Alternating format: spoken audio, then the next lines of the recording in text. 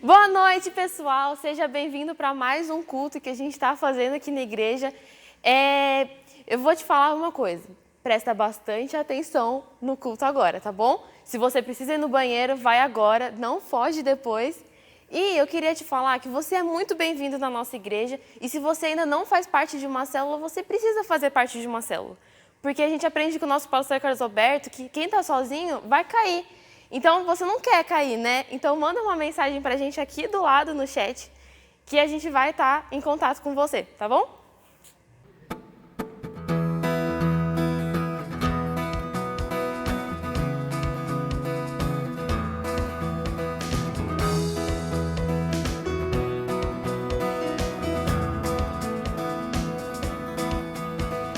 És tu única razão da minha adoração, ó Jesus. És tu única esperança que anelo ter, ó Jesus. Confiante fui agitado, tua salvação tem me alegrado. E hoje há gozo em meu coração, com meu canto te louvarei. Te louvarei, te glorificarei, eu te louvarei, meu bom Jesus. Eu te louvarei, te glorificarei, eu te louvarei, meu bom Jesus. Única razão da minha adoração, ó Jesus. És tu, única esperança que anelo ter, ó Jesus. Convite fui agitado, tua salvação tem me alegrado. E hoje há gozo em meu coração, com meu canto te louvarei. Te louvarei, te glorificarei, eu te louvarei, meu bom Jesus. Eu te louvarei, te glorificarei, eu te louvarei, meu bom Jesus.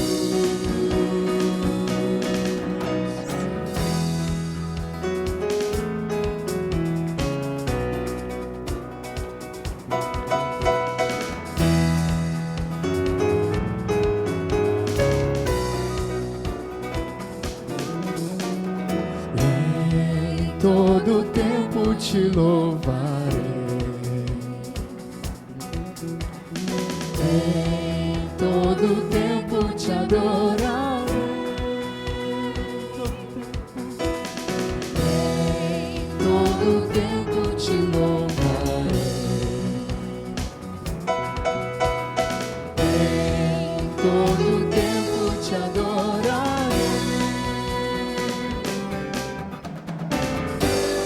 Louvarei, te glorificarei, eu te louvarei, meu bom Jesus. Eu te louvarei, te glorificarei, eu te louvarei, meu bom Jesus.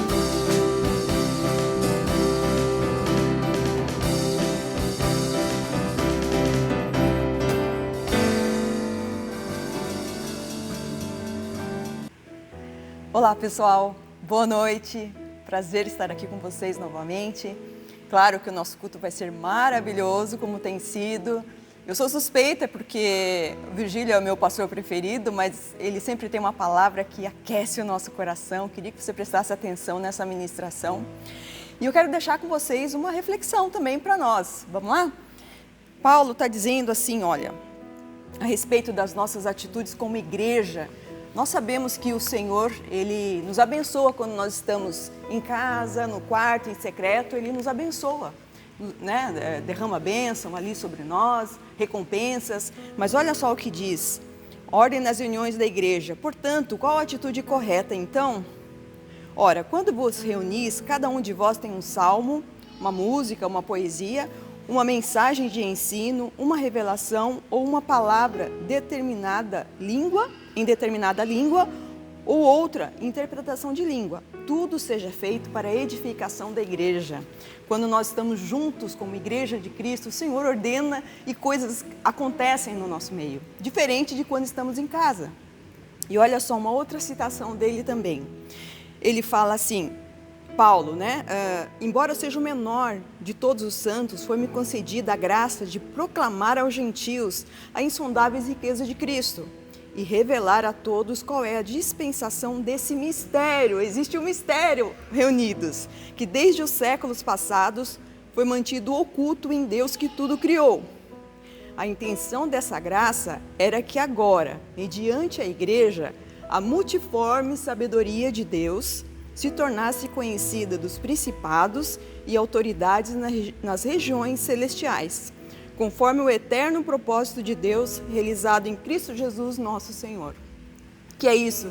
Quando nos reunimos como igreja, existe um mistério. O Senhor ordena a bênção, a vida, e todos os seres espirituais do bem, do mal, estão ali de olho. Que será isso, né? Que Deus nos concedeu? E isso tudo está no meio do salmo, dos hinos, das meditações, quando estamos juntos. Eu quero deixar isso no seu coração. Está chegando o dia que nós estaremos juntos novamente, com a graça de Deus, em breve, mais um pouquinho só. Vamos orar? Pai querido, no nome de Jesus, te damos graças, Senhor, porque falta pouco, Senhor, para estarmos juntos como igreja novamente, Senhor. Ó Pai, que essas bênçãos, ó Pai, que no momento que estamos juntos, que o Senhor nos concede ali os mistérios ocultos, ó Pai, as bênçãos que vêm sobre nós, nos salmos, nos hinos, nos cânticos espirituais, ó Deus. Paizinho, como ansiamos estar juntos, Pai. Oh Deus, nos abençoa, Pai. Seja tudo para a honra e glória do Teu nome. Seja agradável a Ti, Pai, este culto e toda a oração e toda a meditação que nós fazemos neste lugar, Senhor. Em nome de Jesus.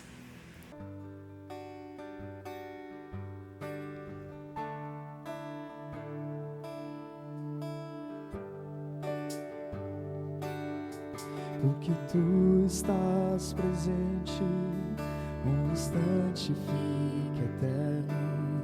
Tudo que é passageiro perde todo o seu valor.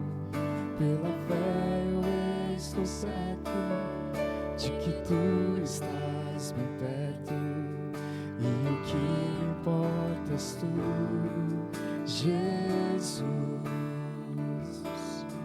Porque Tu estás presente, a incerteza se dissipa, todo medo se desfaz dentro do meu coração. Pois contigo sou inteiro, para mim és o primeiro. Tu completas tudo em mim, Jesus. Estás presente, a chama nunca se apaga. Tua presença me envolve, és a minha fonte eterna de alegria, fonte eterna de amor, fonte eterna, meu Senhor, fonte eterna, meu Senhor, fonte eterna, meu Senhor, Jesus.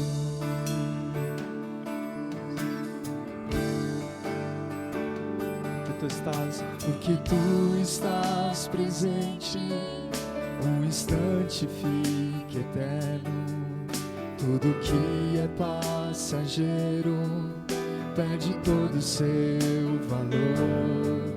Pela fé eu estou certo de que Tu estás bem perto, e o que me importa és Tu, Jesus. porque tu estás presente, a incerteza se dissipa, todo medo se desfaz dentro do meu coração, pois contigo sou inteiro, para mim és o primeiro, tu completas tudo em mim, Jesus. Porque tu estás presente, a chama nunca se apaga, tua presença me envolve, és a minha fonte eterna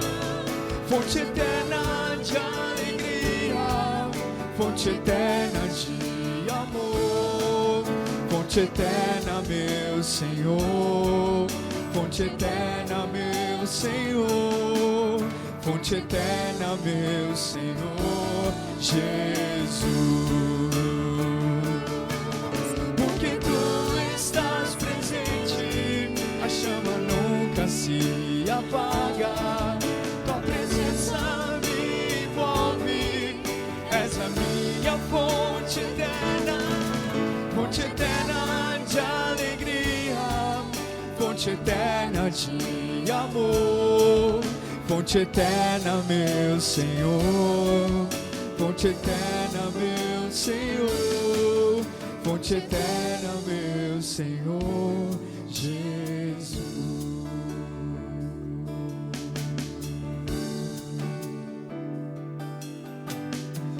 Existe um rio, Senhor, que flui do teu grande amor, águas que correm do trono, águas que curam, que limpam,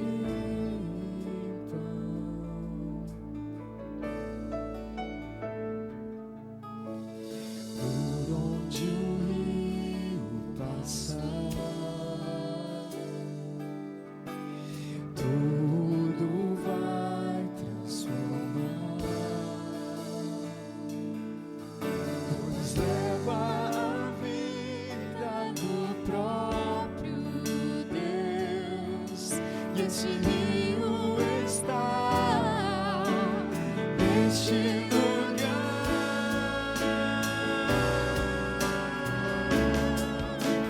Quero beber do teu rio, Senhor, sacia as minhas sedes, lava o meu interior.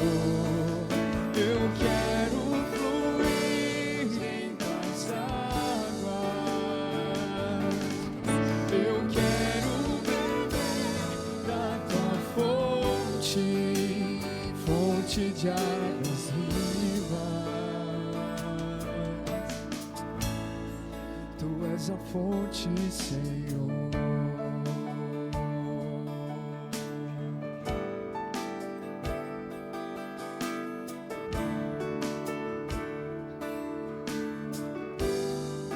Antes do início, existe um rio, Senhor, que flui do teu grande amor, águas que correm do trono, águas que curam, que limpam,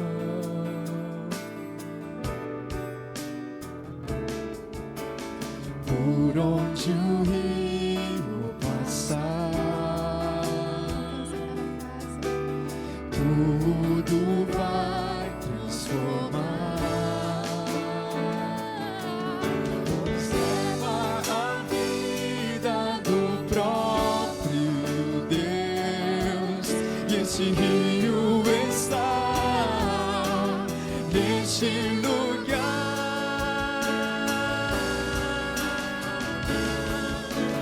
Quero beber do teu rio, Senhor, sacia as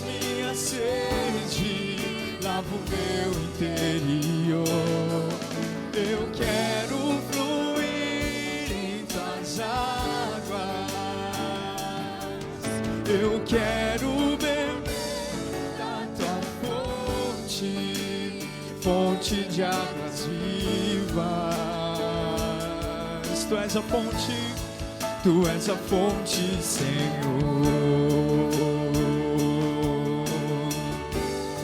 Tu és o rio, Senhor.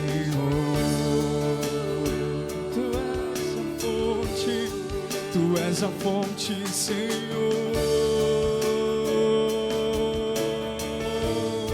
Tu és o rio, Senhor.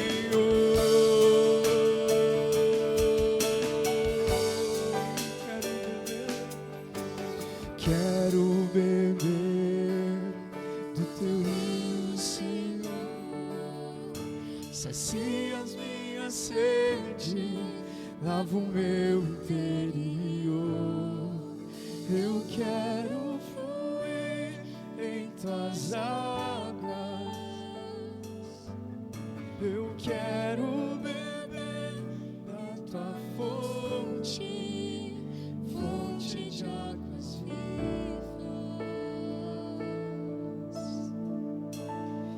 Tu és a fonte, Senhor.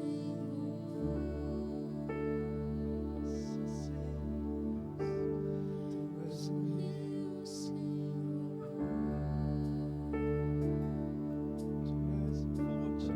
Tu és a fonte, Senhor.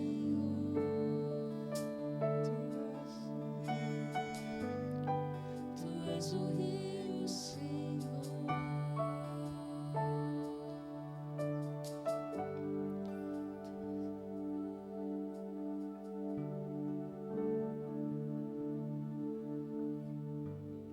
O versículo de hoje é Mateus 6:24. Como eu disse na outra reunião, nós estamos entrando na questão espiritual, naquilo que Jesus falou a respeito das riquezas, a respeito de Mamon.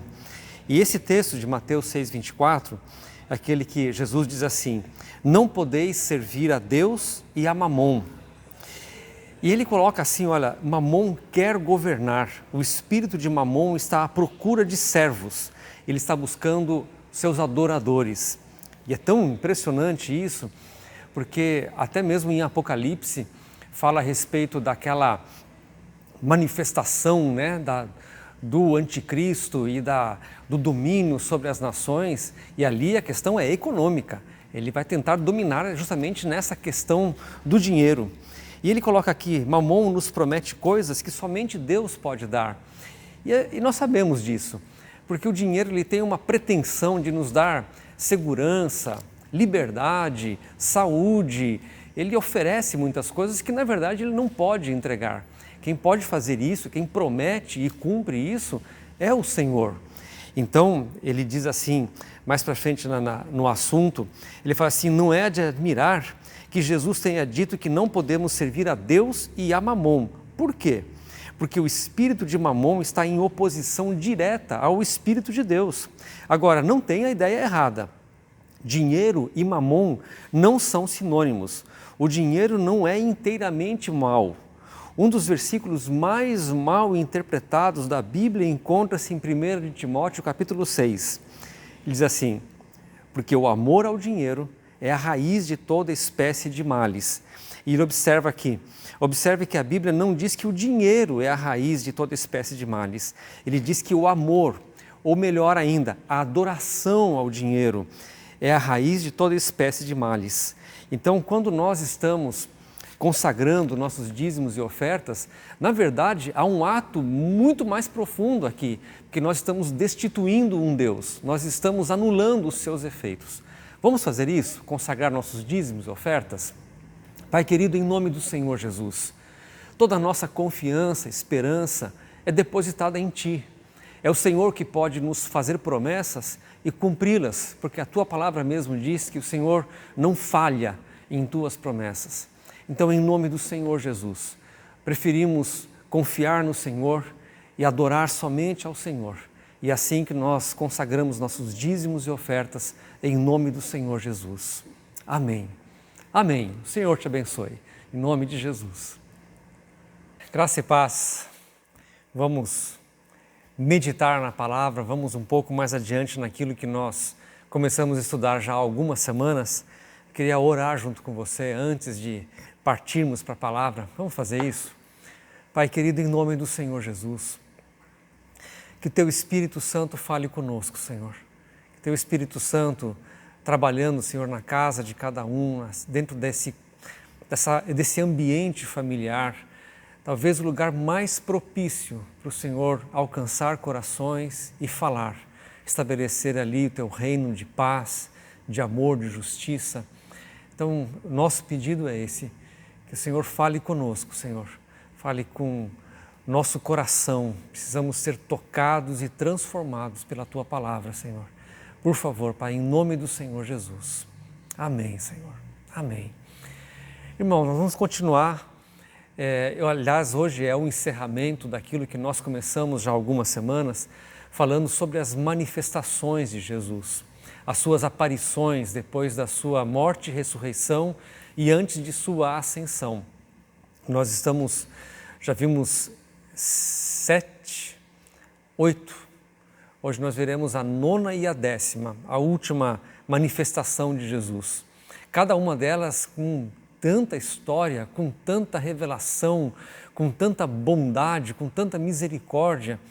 E parece que assim, eram coisas necessárias que Jesus fizesse ou falasse com os seus discípulos ainda antes da sua ascensão, porque a partir dali começaria o ministério do Espírito Santo através da igreja. Então são as suas instruções finais, as suas manifestações finais. E hoje a gente vai aqui para João, capítulo de número 21. É um relato, talvez o mais conhecido dessas aparições de Jesus, o mais conhecido de todos, o mais estudado, o mais falado, o mais tudo. Porque ele é realmente muito forte, muito significativo. Se você quiser acompanhar na sua Bíblia, mas eu vou adiantando alguma coisa para irmos meditando juntos. Os discípulos,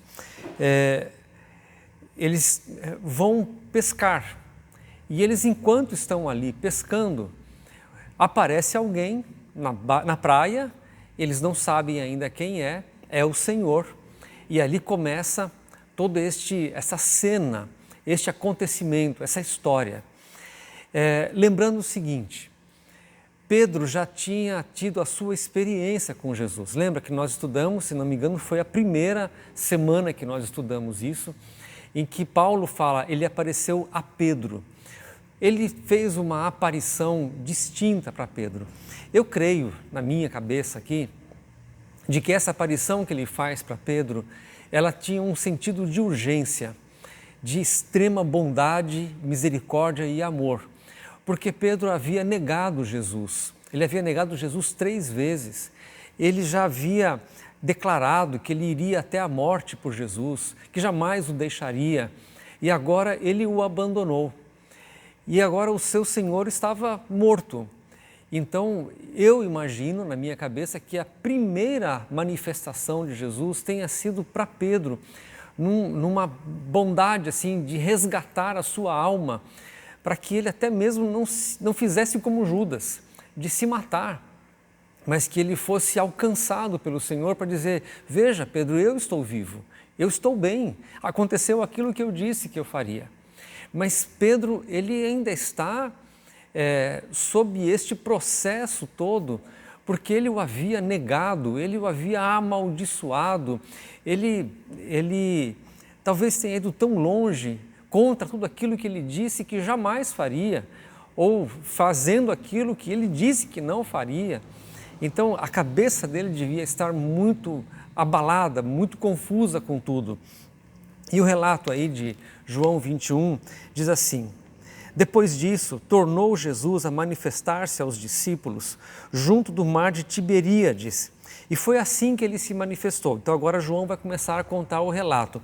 Só quero te dizer uma coisa, este mar de Tiberíades é o mar da Galileia, é justamente o local onde Jesus encontra Pedro, no mar da Galileia, pescando, quando Jesus o chama e diz, vinde após mim e eu vos farei pescadores de homens. Então, olha só o que o Senhor Jesus está fazendo com eles. Estavam juntos Simão Pedro, Tomé, chamado Dídimo, Natanael, que era de Caná da Galileia, os filhos de Zebedeu e mais 2 de seus discípulos. Ou seja, Pedro, ele arrasta junto com ele mais 6 discípulos. Disse-lhe Simão Pedro: vou pescar. Eu imagino o seguinte, não resta mais nada para ele. Ele havia dedicado a sua vida, deixado o barco, deixado as redes, deixado o seu pai, para seguir o Mestre. E ele dedicou 3 anos e meio da sua vida em seguir o Mestre. Ele estava totalmente envolvido com isso e com toda aquela turbulência de todos os acontecimentos daqueles dias. E agora não restou mais nada. O Senhor está vivo? Sim, o Senhor está vivo, mas eu estou acabado, não sobrou nada para mim. Porque na cabeça de Pedro, eu imagino, eu estou reprovado, estou desqualificado, eu sou inapto para fazer aquilo que ele um dia me propôs. Então ele volta a fazer aquilo que é a única coisa que ele sabe fazer. Ele vai voltar às práticas antigas, ele vai voltar à pesca. Então disse, versículo 3 aí, disse Simão Pedro: vou pescar. Disseram-lhe os outros: também nós vamos contigo. Saíram e entraram no barco e naquela noite nada apanharam. Veja que eles são profissionais da pesca, eles sabem onde pescar, com o que pescar e quando pescar. Eles saem na madrugada, eles saem na hora que eles sabem que vai ter peixe. Eles têm todos os recursos. Eu imagino que ele estar ali no mar da Galileia, no mar de Tiberíades, pescando, provavelmente era o mesmo mar, a mesma praia, provavelmente o mesmo barco com as mesmas redes. E eles voltam às mesmas práticas. Versículo de número 4, diz assim: mas ao clarear da madrugada estava Jesus na praia. Todavia, os discípulos não reconheceram que era ele. Perguntou-lhes Jesus: filhos, tendes aí alguma coisa de comer? Ele grita da praia, né, fazendo essa pergunta. Deixa eu ler mais um pouquinho para você ver o contexto do que eles devem ter imaginado, porque eles não reconheceram Jesus. Eles responderam: não. Versículo 5, né? Perguntou-lhes Jesus: filhos, tendes aí alguma coisa de comer? Responderam-lhes: não, nada. Então lhes disse: lançai a rede à direita do barco e achareis. Assim o fizeram e já não podiam puxar a rede. Tão grande era a quantidade de peixes. Pensa uma coisa, nós moramos numa cidade de praia. Você sabe que um pescador experiente, ele sabe onde tem um cardume de peixe. Normalmente ele está em terra ou ele está num lugar mais alto e ele sabe distinguir aquela mancha que denuncia estar ali um cardume de peixe. Então provavelmente eles atenderam prontamente porque pensaram que era essa pessoa, alguém que está ali para anunciar onde está o cardume, e lançaram a rede. No que eles lançam a rede, ela se enche de peixes. Versículo 7, olha só, este é João. Aquele discípulo a quem Jesus amava disse a Pedro: é o Senhor. Como que João identificou que não era simplesmente alguém que estava ali anunciando onde estava o cardume, mas era uma intervenção de Jesus? Ou ele o distingue, ou ele reconhece a sua voz. Uma coisa é certa, ele amava Jesus, e quando ele ouve o Senhor Jesus, ele o reconhece e diz: é o Senhor. Então olha o que Pedro faz. Versículo de número 7. Simão Pedro, no meio do versículo aí, Simão Pedro, ouvindo que era o Senhor, cingiu-se com sua veste, porque se havia despido, e lançou-se ao mar. Mas os outros discípulos vieram no barquinho, puxando a rede com os peixes, porque não estavam distantes da terra, senão quase 200 côvados. São 90 metros. Realmente eles estavam muito próximos da praia.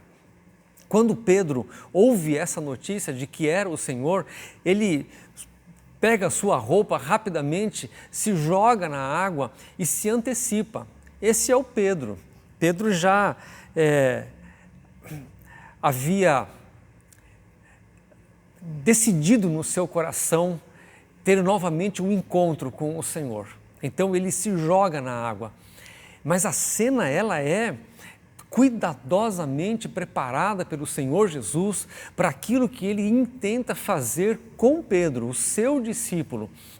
Então Pedro cinge a sua roupa e se joga na água, sai nadando, tentando se antecipar aos outros discípulos. Mas você vai ver agora na leitura de que Pedro não fala nada. Ele simplesmente não tem o que dizer. Vamos lembrar um pouco de quem nós estamos falando. Em primeiro lugar, Pedro é um homem precipitado. Ele, quando aqueles soldados vêm para prender Jesus, ele prontamente consegue pegar-lhe uma espada e partir para cima daquele soldado. Ele é um homem precipitado, arrojado, ele não pensa antes de agir, o Senhor é que o segura. Ele é rápido em falar. Quando o Senhor Jesus fala que era necessário que ele fosse a Jerusalém e lá ele seria preso, lá ele seria crucificado, Pedro tenta mudar a opinião dele, fala ali para ele, Senhor, ficamos aqui, não te aconteça nada, não te faças isso, ele fala, né, a expressão dele. Depois, numa outra ocasião, naquela transfiguração, que cena de Moisés e Elias ali junto com Jesus naquele monte. E Pedro, ele não pode ficar quieto, ele sempre tem resposta para tudo, ele sabe tudo, ele tem prontidão para falar qualquer coisa, para agir, ele está sempre à frente. E ele fala, façamos aqui 3 tendas.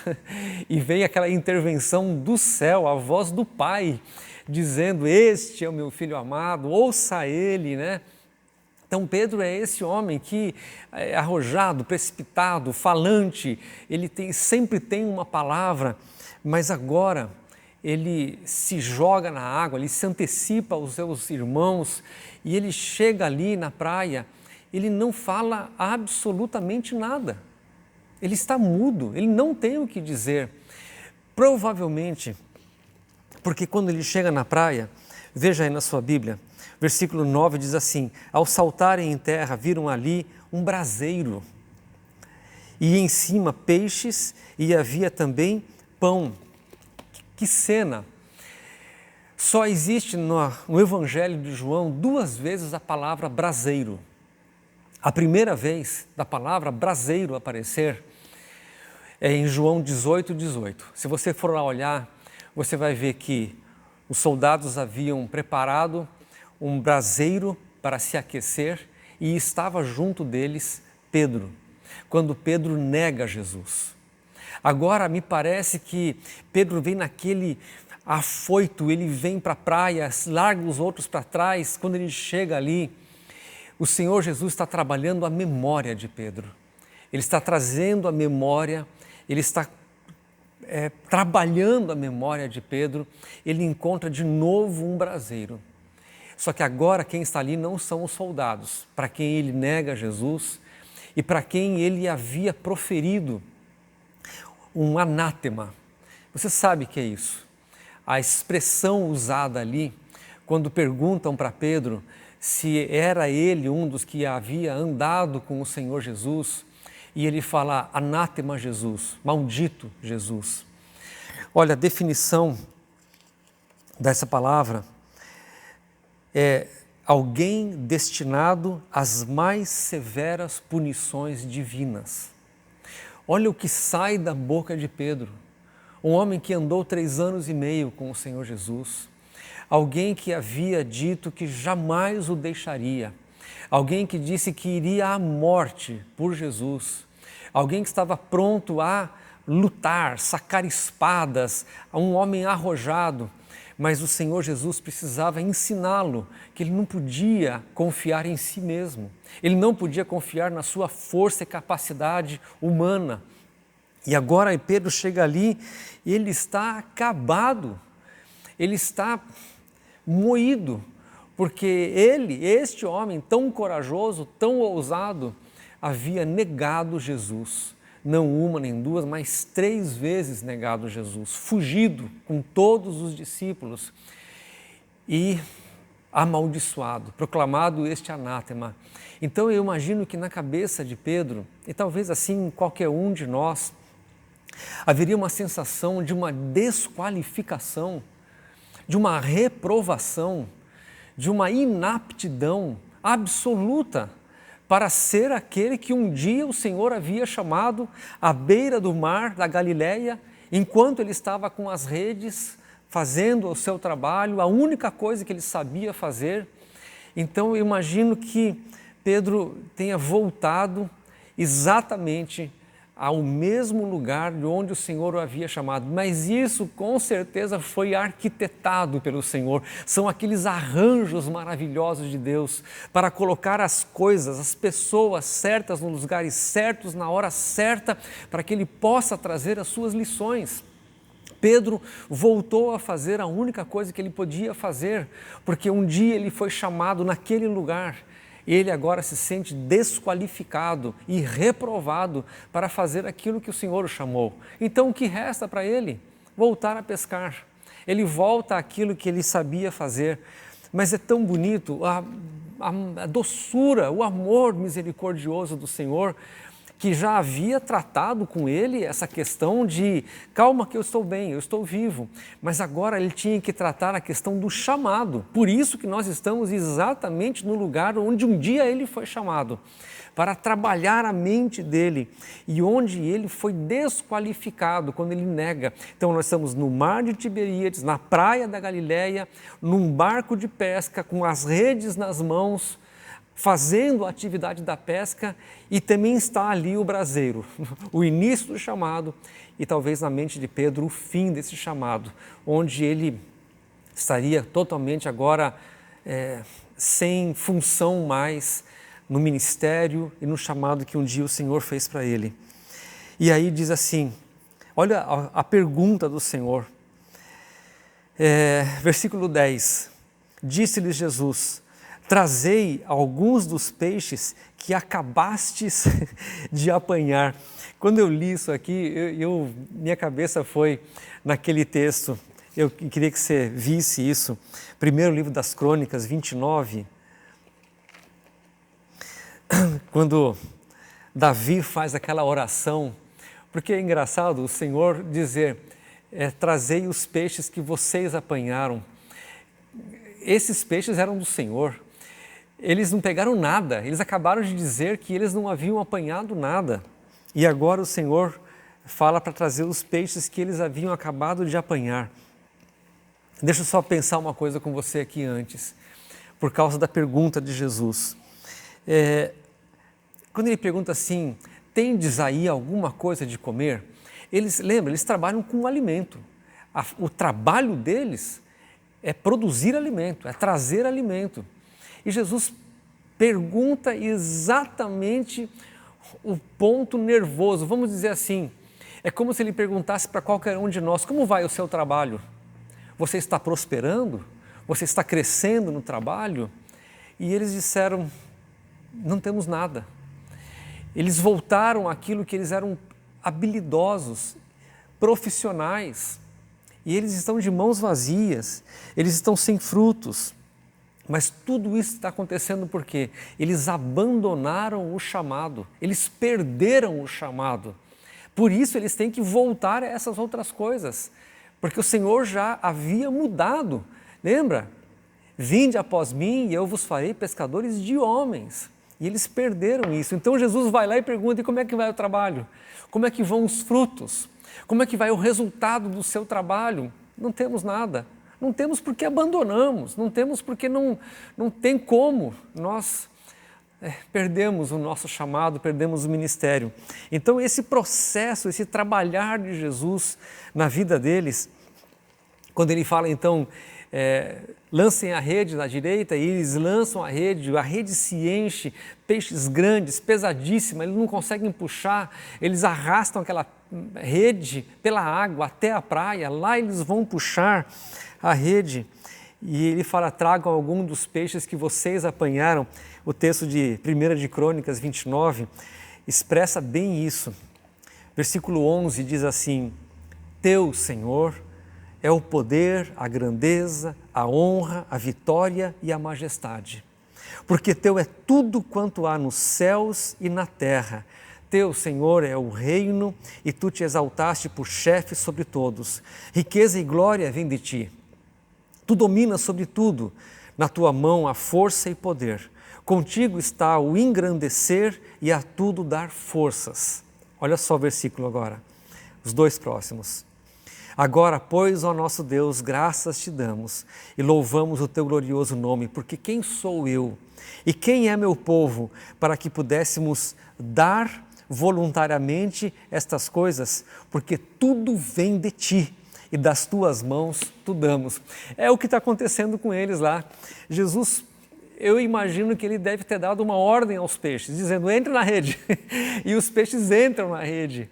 E os discípulos puxam essa rede e ele fala, agora me tragam algum dos peixes que vocês apanharam, mas tudo veio dele, tudo é dele e tudo veio por meio dele. Foi ele que fez aquela pesca maravilhosa acontecer ali. Agora vem o trabalhar de Jesus na vida de Pedro, porque ele vai começar agora com algumas perguntas ali para Pedro. Quando ele pega assim, então vamos voltar lá para João, capítulo de número 21, versículo de número 10. Disse-lhe Jesus, trazei alguns dos peixes que acabastes de apanhar. Simão Pedro entrou no barco, até agora ele está calado, ele se antecipou, foi para a praia, deve ter olhado para o Senhor, viu o braseiro, ficou quieto. O Senhor Jesus fala sobre os peixes que acabastes de apanhar. Pedro entrou no barco, arrastou a rede para a terra, cheia de 153 grandes peixes, e não obstante serem tantos, a rede não se rompeu. Lembra que eles não conseguiam puxar a rede de tão pesada que era. Pedro deve estar tão nervoso, tão abalado com aquele momento, que quando o Senhor Jesus fala sobre preciso de um cooperador, eu preciso de alguém que esteja disposto a trabalhar por mim, ainda que seja para trazer peixe para colocar no braseiro, Pedro ele vai, de novo, é o Pedro impetuoso, e ele arrasta sozinho essa rede. E ele aprende uma lição. Pedro, você percebeu que apesar de você, eu ainda chamo cooperadores? Eu ainda chamo gente para trabalhar junto comigo? Eu ainda chamo gente para cooperar junto comigo? E lá está Pedro de novo servindo a Jesus. Que serviços doces, simples, como nós conhecemos, como é o nosso trabalho. Ele quer a nossa simplicidade, ele quer aquilo que nós sabemos e podemos fazer. Mas então ele vai fazer algumas perguntas para Pedro. Versículo de número 12, para você ver o silêncio que há. Disse-lhe Jesus, vinde, comei. Nenhum dos discípulos ousava perguntar-lhe, quem és tu? Pois sabiam que era o Senhor. Veio Jesus, tomou o pão e lhes deu, e de igual modo o peixe. Já era essa a terceira vez que Jesus se manifestava aos discípulos, depois de ressuscitado dentre os mortos. Depois de terem comido, esse jantar foi o jantar mais silencioso da história de todo o ministério de Jesus. Todos em silêncio. E depois de terem comido, perguntou Jesus a Simão Pedro. Eu imagino que este momento é um momento especial. Os outros estão ali como testemunhas, mas este momento é o momento do Senhor com Pedro. Pedro está aprendendo uma lição. Nós já estudamos isso. Ele está aprendendo a não confiar em si próprio, não confiar no seu amor pelo Senhor. Ele precisava do trabalhar do Senhor na vida dele. E ele estava aprendendo isso, o quão ele era frágil, o quanto ele era fraco, mas o quanto o Senhor tinha planos para ele e através da vida dele. E agora o Senhor pergunta para ele assim, Simão, filho de João, amas-me mais do que estes outros? Quando ele faz essa pergunta, eu fico imaginando o que é que estava na cabeça de Pedro. Pedro era aquele homem que sempre tinha respostas, prontidão, ousadia, intrepidez, pronto para tudo. E de repente ele foi desmontado. Ele era um homem como qualquer outro.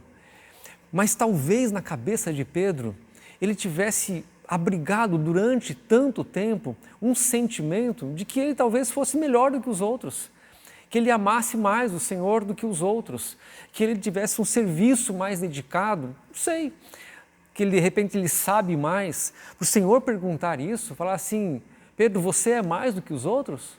Você é melhor do que os outros? Você me ama mais do que os outros? Você serve melhor do que os outros? Esse sentimento é perigoso.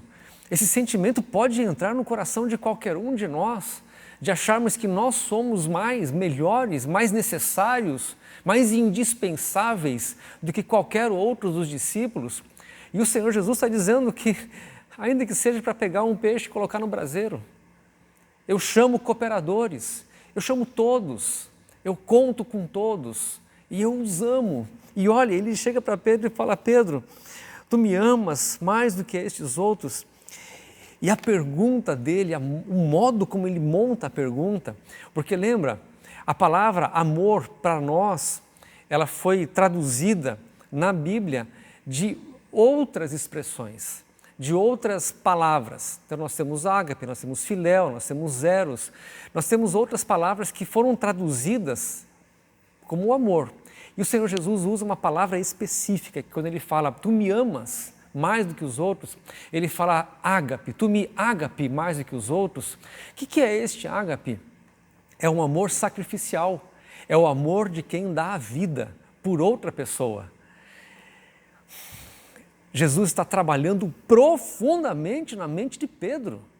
Pedro havia dito que daria a vida pelo Senhor. E o Senhor Jesus vem exatamente neste ponto e fala: Pedro, o seu amor por mim é este amor sacrificial? Você é aquele homem que disse que daria a vida por mim? Pedro respondeu: sim, Senhor, tu sabes que eu te amo. Mas aqui no caso a palavra usada foi filéu. É um amor de amizade, é um amor de gostar. Senhor, eu gosto do Senhor, eu tenho o Senhor em elevada estima, mas não é ágape. E aí o Senhor Jesus diz para ele: olha o chamado, ele está restaurando o chamado de Pedro. Lembra? Ele está levantando os seus cooperadores. Ele está chamando pessoas que estão se sentindo completamente fora de ministério, fora de serviço, fora de chamado, fora de missão, voltando a práticas antigas. E ele vai lá e chama Pedro. Pedro assume a sua posição: Senhor, eu não tenho um amor sacrificial, eu tenho um amor filéu, eu gosto. E Jesus lhe diz: apacenta os meus cordeiros. A palavra que ele usa aqui é apacentar, aqui é sirva alimento, alimente os meus cordeirinhos. Tornou a perguntar-lhe pela segunda vez: Simão, filho de João, tu me amas? Agora não tenho mais medida, mais do que os outros. Agora é simplesmente, não precisa comparar o seu amor com outra pessoa não, é só olhar o seu coração. O seu amor por mim é um amor sacrificial, é um amor ao ponto de dar a vida. Lá Pedro de novo, respondeu: Senhor, tu sabes que te filéu, eu gosto do Senhor, eu tenho uma empatia fantástica, o Senhor é meu grande amigo, mas ele está lembrando que ele não conseguiu, ele poderia ter permanecido, mas ele não conseguiu. E aí o Senhor Jesus diz: apesar de você, eu quero você como meu cooperador. Disse-lhe Jesus: pastoreia as minhas ovelhas. Agora a palavra que ele usa aqui, pastorear, é cuidar. É o exercer o pastoreio realmente. Cuide de minhas ovelhas. E pela terceira vez, Jesus lhe perguntou: Simão, filho de João, tu me filéu. Agora o Senhor Jesus usa essa expressão: você gosta de mim? Você é meu amigo? Talvez Pedro dissesse assim: então agora ele vai me reprovar de vez, dizer assim: se você não me ama com ágape, então não serve mais. E ele respondeu: Senhor, Tu sabes todas as coisas e sabes que eu te filéu. Eu gosto do Senhor. O Senhor é meu grande amigo. E Jesus lhe respondeu a mesma coisa: apacenta as minhas ovelhas. O que eu imagino aqui que o Senhor Jesus está fazendo é, uma vez que eu chamei você para o trabalho, para o serviço, para o ministério, para a vocação celestial, para a edificação de vidas, para o cuidado uns dos outros, isso não volta atrás. Apesar de nós, apesar das minhas falhas, tropeços, das minhas transgressões, das minhas bobeiras, eu conto com você. E o Senhor está ali restaurando Pedro ao seu chamado, à sua missão, à sua vocação celestial. Que trabalho amoroso!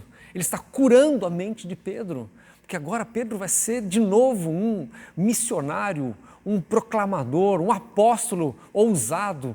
Ele terá a aprovação do Senhor Jesus. Essa foi a nona aparição, manifestação do Senhor Jesus. Ele trata alguma coisa ali, mas não é esse o tema. O nosso tema são as aparições de Jesus. E a última, para encerrar essa sequência que nós fizemos, está lá em Lucas, o Evangelho de Lucas. Abre lá sua Bíblia em Lucas 24.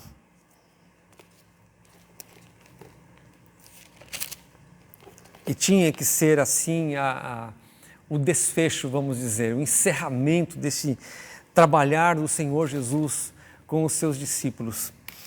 Lucas 24, no versículo 50, é a sua última manifestação.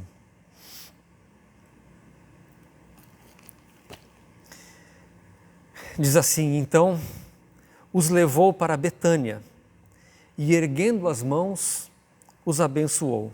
Aconteceu que, enquanto os abençoava, ia se retirando deles, sendo elevado para o céu.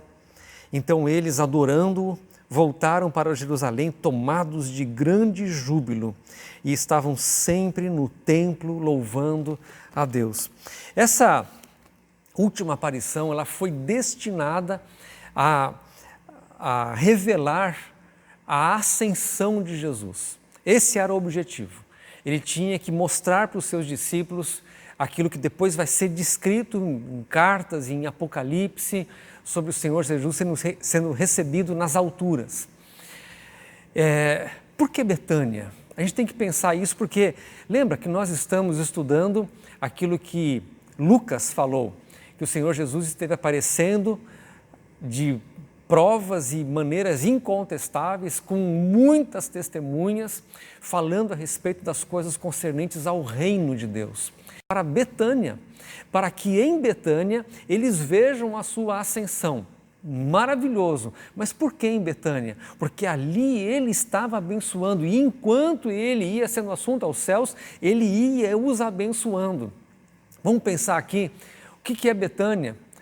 Tudo que nós já lemos a respeito de Betânia. Primeira coisa, Betânia era o lugar de repouso de Jesus. Era o lugar onde ele se retirava para descansar, para repousar, para dormir. Nós sabemos qual é o lugar do repouso do Senhor. Segunda coisa, Betânia é o lugar dos seus amigos, onde ele encontra os seus amigos.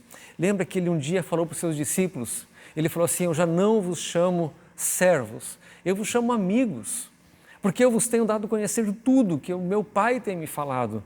E ali em Betânia era o lugar onde ele encontrava amigos. Mais especificamente, nós vamos para a casa de Marta, Maria e Lázaro. E o que ele encontrava ali em Betânia? Ele encontrava um serviço apaixonado. Marta, Jesus falou assim: Marta, você está inquieta e agitada, correndo de um lado para o outro, cuidando de muitas coisas. E estas muitas coisas que Marta estava fazendo, ela estava servindo ao Senhor. O Senhor não repreende ela, mas ele só diz que tem uma outra coisa que é mais importante do que esse serviço dela. Mas cá entre nós, ele encontrava em Betânia amigos, um lugar do seu repouso.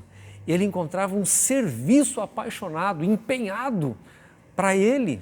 Mais que ele encontrava ali em Betânia, ele encontrava aquela que se o termo bíblico usado, quedava-se aos pés do Senhor para ouvir a sua palavra. Que lugar é este onde o Senhor encontra seus amigos? Que lugar é esse onde Ele encontra seu lugar de repouso? Que lugar é esse onde Ele encontra serviço, apaixonado, empenhado por Ele? Que lugar é esse que Ele encontra gente que ama ouvir a sua palavra, aquilo que Ele tem a dizer? E mais, Ele encontrava ali amor. Lembram-se de Lázaro? Aquele é quem tu amas. Lázaro era amado, aquela família era amada. Que lugar é esse? Pensa comigo, onde estão o lugar do repouso, os amigos, o serviço, os ouvidos atentos e o amor pelo Senhor. Sabe qual é o lugar que Ele está abençoando enquanto Ele está ascendendo aos céus? A igreja, a comunidade da fé, os seus filhos. É o lugar onde Ele está abençoando. Que lição! Como o Senhor faz isso? Quando nós vamos lendo a história de Betânia, quando nós vamos lendo o surgimento da igreja, a proclamação do Evangelho, essa comunidade da fé crescendo e como o Senhor derrama bênção sobre este povo. São muitas lições. Eu espero que você entenda a importância disso, a preciosidade disso. Por que o Senhor fala, quão bom e precioso é que vivam em união os irmãos? Por que a carta aos Hebreus repreende, chama a atenção quando deixa de congregar? Tudo isso está relacionado àquilo que o Senhor ordena dentro deste povo. Por que para nós é tão desastroso? Por que para nós fere tanto? Por que para nós parece tão absurdamente errado nós não podermos congregar, nos reunir, não podermos festejar, nos abraçar, dar as mãos, orar uns pelos outros, cantar juntos? Por que isso é tão trágico para nós? É porque este lugar é um lugar especial. O ajuntamento, a congregação, o lugar onde o Senhor ordena bênção e vida, onde Ele está abençoando o seu povo. Irmãos, antes de orar, eu queria trazer isso à sua memória, essas duas coisas, fazer uma recapitulação. Primeiro, para Pedro ele havia dito que ele não apaga o pavio que fumega, nem a cana quebrada. Lembra-se, ele estava ensinando sobre o poder que ele tem de restaurar. Ele não desqualifica, ele trata, ele cura, ele restaura, ele levanta. Se talvez você esteja apagado ministerialmente, seu chamado esfriou, saiba que o Senhor está exatamente com a mesma missão e vocação chamando você. E a segunda coisa, você quer saber onde é o lugar da bênção? Onde o Senhor está abençoando, é onde os irmãos vivem em união, onde nós estamos juntos como igreja. Eu sei que a sua casa hoje é a igreja. Eu sei que a nossa relação é através aqui da internet. Mas não perca de vista a expectativa do retorno, da comunhão, da congregação, porque eu creio que nós vamos muito mais fortes, muito mais esclarecidos, muito mais cheios do Espírito Santo, fazer aquilo que o Senhor nos comissionou. Em nome de Jesus. Vamos fazer isso? Vamos orar? Pai amado, em nome do Senhor Jesus, o Senhor conhece o coração, o que vai na mente de cada um dos meus irmãos. Talvez nós tenhamos, sim, Senhor, pessoas aqui nos acompanhando pela internet, que talvez tenham tido no seu coração esse sentimento de eu amo mais, eu sirvo mais, eu sou melhor. Talvez esse sentimento de superioridade esteja tão enraizado no coração humano que não seja nem um pouco difícil nós encontrarmos nenhum, nem dois, mas muitos casos assim, em que o Senhor hoje encontra inúteis ou inutilizados, ou moídos, ou fragilizados, ou quebrados por dentro, sendo tratados pelo Senhor. E isso nos traz uma lição tão grande, Senhor. Tua bondade, misericórdia, Tua paciência que o Senhor tem conosco. Então eu peço, meu Deus, por cada um desses, que Teu Espírito Santo restaure, Senhor. Restaure ministérios, restaure o chamado, restaure, Senhor, a fé e a convicção. Restaure a comunhão com o Senhor e este fogo missionário, este fogo, meu Deus, de trabalhar, de servir, de proclamar o Teu nome e o Teu reino. Restaura, Senhor, esses dias sejam dias de profunda meditação e avaliação na nossa vida. Por outro lado, Pai, que propício nós olharmos o Senhor abençoando a igreja e nós olharmos a igreja como ela se encontra hoje. Tenho certeza que o Senhor está trabalhando longe dos nossos olhos, que alguma coisa profunda e poderosa o Senhor está fazendo dentro de cada casa, de cada família, neste exato momento, que quando retornarmos a congregar, Senhor, não retornaremos mais frios, não retornaremos mais incrédulos, não retornaremos mais improdutivos, infrutíferos. Pelo contrário, Senhor, nós retornaremos prontos para aquilo que o Senhor tem para cada um de nós, cheios do Teu Espírito Santo, com o nosso coração ardendo, Senhor, na expectativa daquilo que o Senhor há de fazer com cada um de nós. Assim seja, Senhor, em nome do Senhor Jesus. Amém, Senhor. Amém. Que o Senhor te guarde essa semana, alimente a expectativa no seu coração, e se você tiver que correr para o quarto para orar e renovar diante do Senhor o seu chamado, sua missão, a sua vocação, seja frutífero em nome de Jesus, seja produtivo em nome de Jesus. Quando o Senhor perguntar se você tem aí alguma coisa, você diga: sim, Senhor, mãos cheias, não parei de trabalhar. Assim seja, em nome do Senhor Jesus. O Senhor te abençoe, te dê uma semana fantástica. Amém.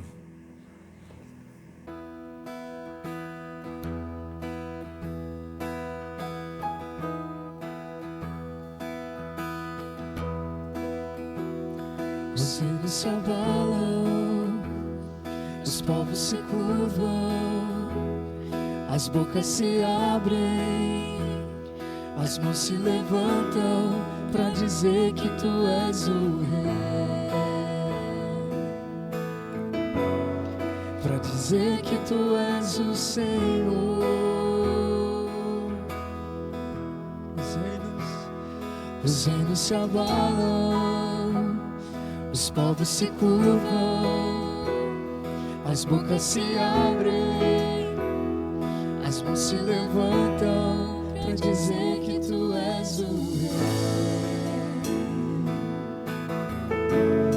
para dizer que Tu és o Senhor, para dizer que Tu és o Rei,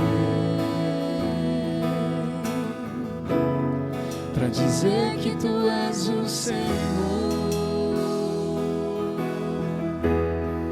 Teu reino é sempre eterno, amor e misericórdia, justiça e igualdade, bondade e fidelidade. A Tua igreja te adora, a Tua igreja te adora.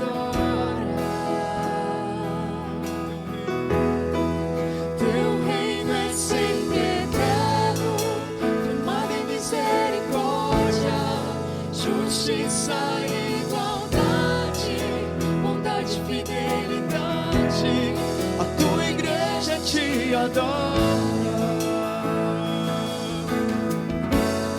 a Tua igreja te adora.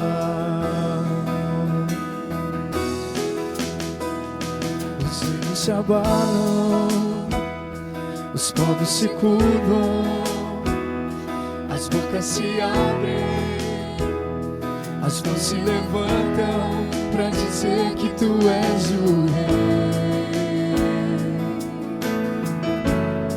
para dizer que Tu és o Senhor, para dizer que Tu és o Rei,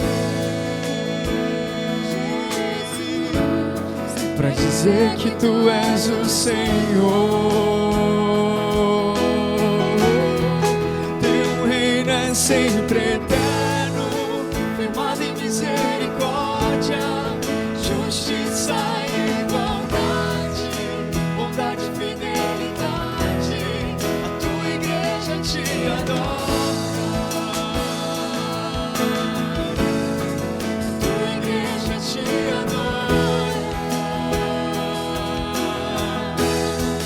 Teu reino é sempre eterno, firmado em misericórdia, justiça e igualdade, bondade e fidelidade. A tua igreja te adora. A tua igreja te adora. A tua igreja te adora. A tua igreja te adora. Te exaltamos, te exaltamos,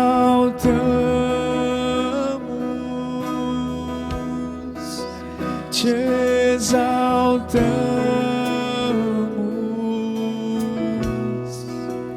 ó Senhor.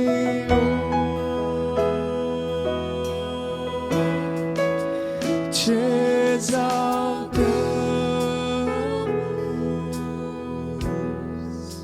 te exaltamos,